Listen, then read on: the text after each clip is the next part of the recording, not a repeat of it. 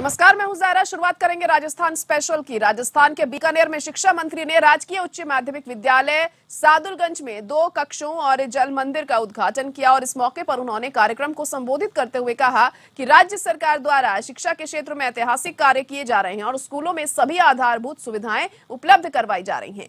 उन्होंने कहा कि इसमें भामाशाहों का सहयोग भी सराहनीय है। दानदाताओं का ये सहयोग दूसरों के लिए प्रेरणादायी है। उन्होंने कहा कि शिक्षा जीवन का आधार है और हर बच्चे को गुणवत्तापूर्ण शिक्षा मिले, सरकार इसके लिए संकल्पबद्ध है।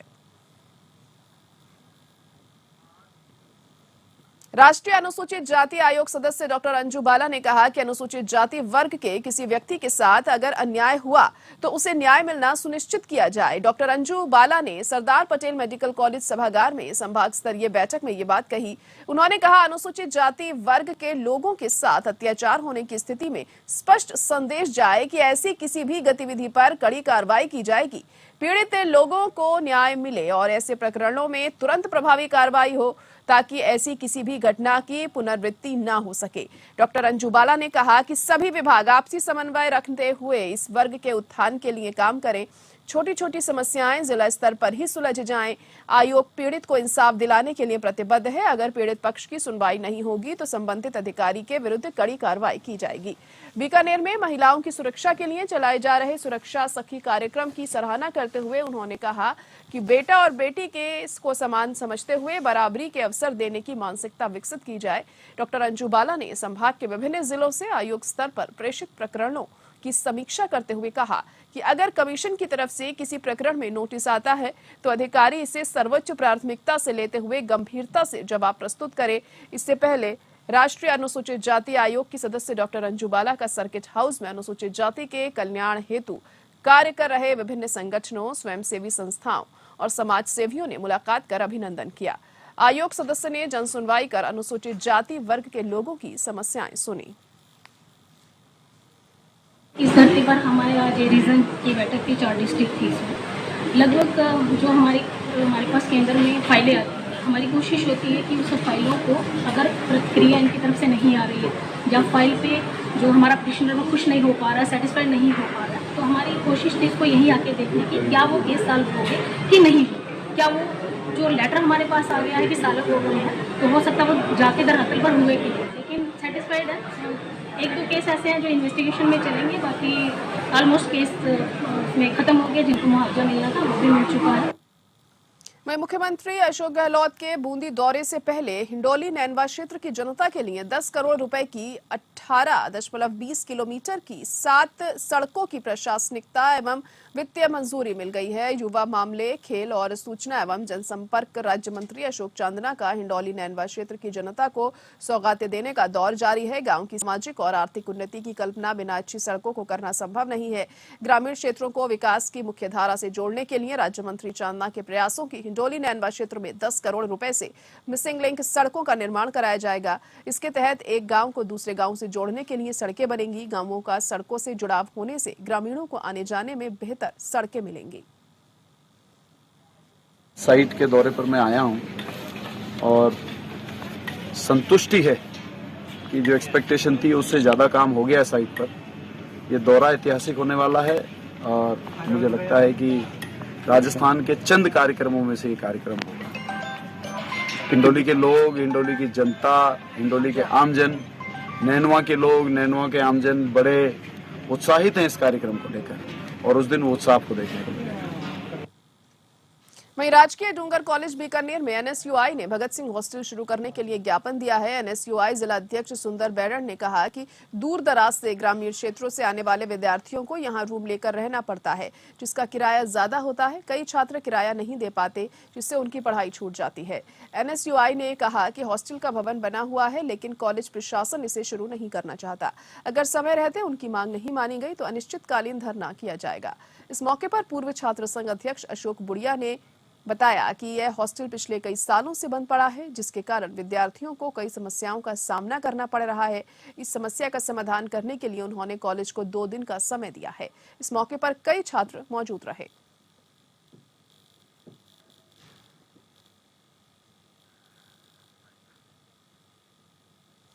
वहीं राजस्थान के प्रदेश कांग्रेस कार्यालय में जन सुनवाई कर रहे खेल राज्य मंत्री अशोक चांदना के पास पायलट समर्थक विधायक वेद प्रकाश सोलंकी अपने विधानसभा क्षेत्र के सैकड़ों लोगों के साथ पुलिसकर्मियों की शिकायत लेकर पहुंचे और लिखित में शिकायत देकर बताया कि उनके क्षेत्र की पुलिस बकरा चोर है। कोट खावदा थाना क्षेत्र में बकरा चोरी हो गया, जिसमें कोट खावदा पुलिस लिप्त है।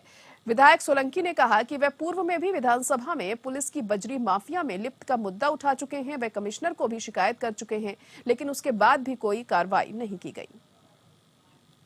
जब से कमिश्नरेट बनाए हैं, यहाँ पर पहले कहा गया था कि कमिश्नरेट बनेगा सबसे ज़्यादा पुलिस को होती है, चोरी शिकारी वगैरह क्राइम कम है।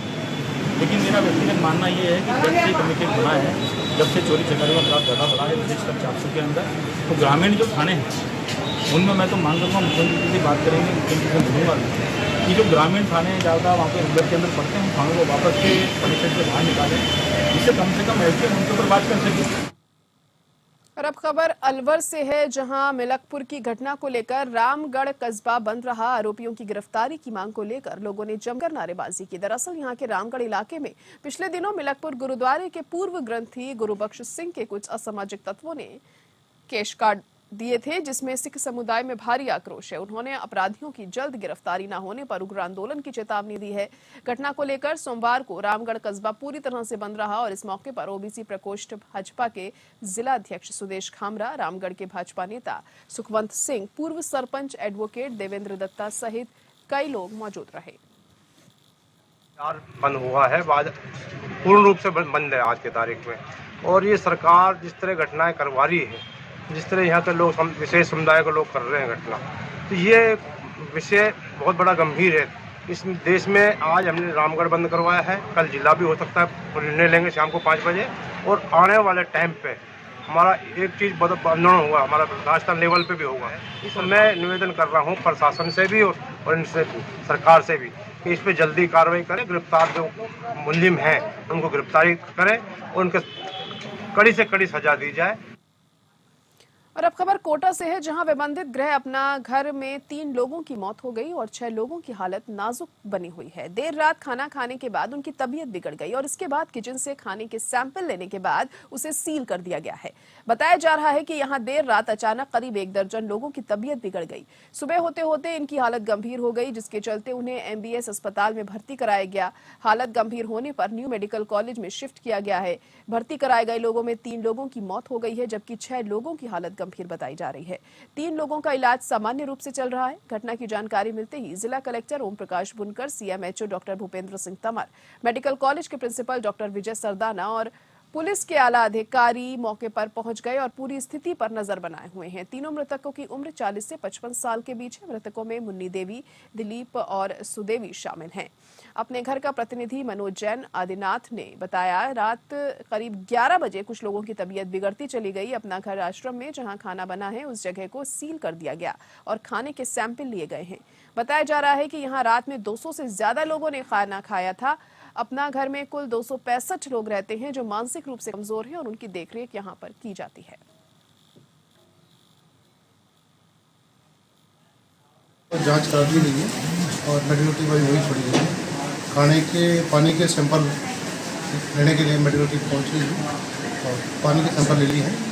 साफ सफाई की व्यवस्था तो अच्छी लगती होगी, पानी का थोड़ा लगता है कि डायरेक्ट ट्यूबवेल में पानी कहाँ ले रहे हैं और ट्यूबवेल के पानी से कोई भाई ऐसा कोई मिलावट कहीं हुई हो नीचे से कारण हो जाती है, सिविल लाइन करने हो सकता है, तो उससे फिर कोई नुकसान ज़्यादा लगता है।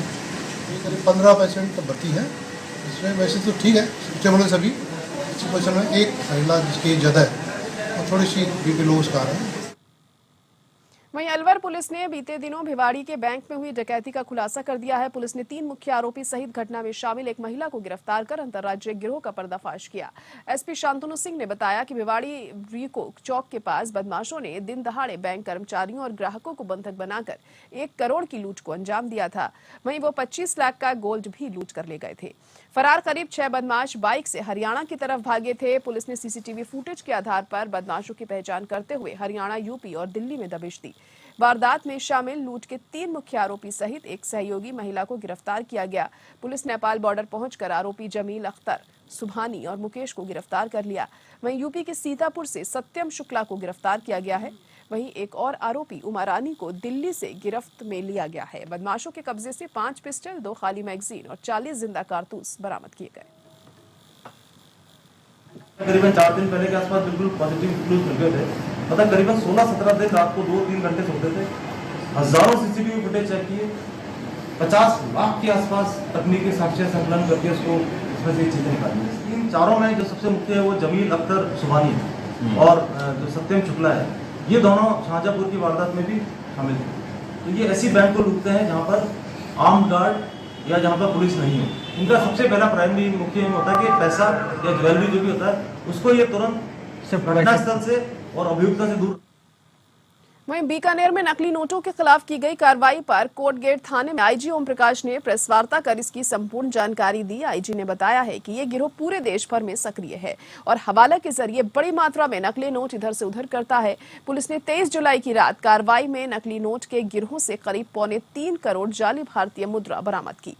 संपूर्ण कार्रवाई आईजी के निर्देशों पर की गई। हालांकि ये गिरोह बीते करीब 1 महीने से पुलिस की रडार पर था और पुलिस इस गिरोह की हर गतिविधि पर बारीकी से नजर रख रही थी। 23 जुलाई को बीकानेर पुलिस ने हेड कांस्टेबल को एक गुप्त सूचना मिली कि वृंदावन एन्क्लेव में एक मकान रविकांत जाखड़, नरेंद्र शर्मा और मूलचंद शर्मा के पास है और यहाँ पर नकली नोट हैं।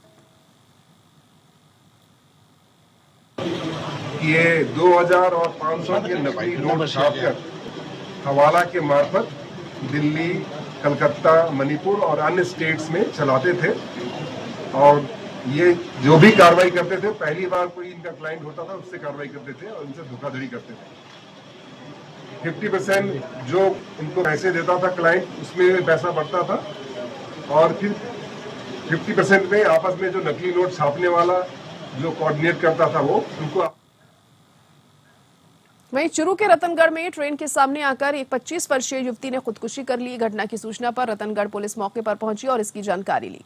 पुलिस ने शव को रतनगढ़ जिला अस्पताल के मोर्चरी में रखवाया। बताया जा रहा है कि देरा जसर सड़क मार्ग पर रहने वाली 25 वर्षीय कुमकुम प्रजापत ने प्रहलाद जी की प्याऊ में ट्रेन के आगे छलांग लगा दी, जिससे वह ट्रेन से टकराकर दूर जा गिरी। सिर में उसके गंभीर चोटें आईं, जिससे उसकी मौके पर ही मौत हो गई। मृतका LLM प्रथम वर्ष की छात्रा थी। इसके पिता भंवरलाल प्रजापत एडवोकेट हैं। पुलिस ने शव को जिला अस्पताल की मोर्चरी में रखवाया है और घटना को लेकर पुलिस ने अभी तक मामला दर्ज नहीं किया है।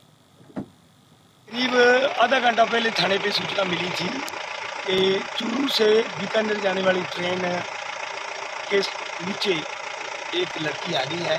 मैं मौके पे आया हूँ तो लड़की का पिता भंवरलाल मौके पे मिला और ड्राइवर ने जो लोग यहाँ खड़े थे उनको बताया कि ये लड़की जब गाड़ी आधी निकल चुकी थी उसके बाद नीचे इसने छलांग मार के घुसने का प्रयास किया तो गाड़ी से टकरा गई। तो गाड़ी ने इसको दूर फेंक दिया, जिसके सिर फ्रैक्चर हो गया इसका और इसकी मौके पे मौत हो गई।